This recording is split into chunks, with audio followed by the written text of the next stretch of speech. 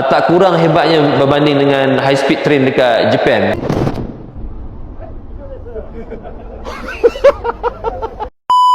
Okey, kita sekarang dah ada kat train station ni, nampak kedai-kedai ni.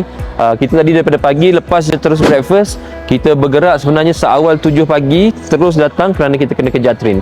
Train kat China ni dia macam airport jugalah, kena scan pasport, kena scan bagasi dan sebagainya. Jadi untuk trip kita, sebab ramai senior citizen, apa yang kita buat arrangement untuk memastikan kita dapat naik train, tak payah nak bawa-bawa luggage.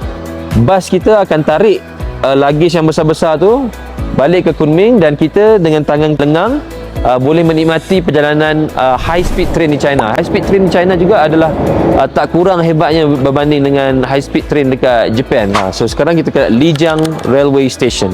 So we are going to Kunming. Dekat Kunming kita akan pergi shopping benda-benda snack-snack halal, tengok masjid-masjid lama, dan juga kita akan terangkan lagi lebih banyak tentang sejarah dan budaya yang ada di Kunming. InsyaAllah dengan Mesh Travel kita akan discover the world dan make memorable experience.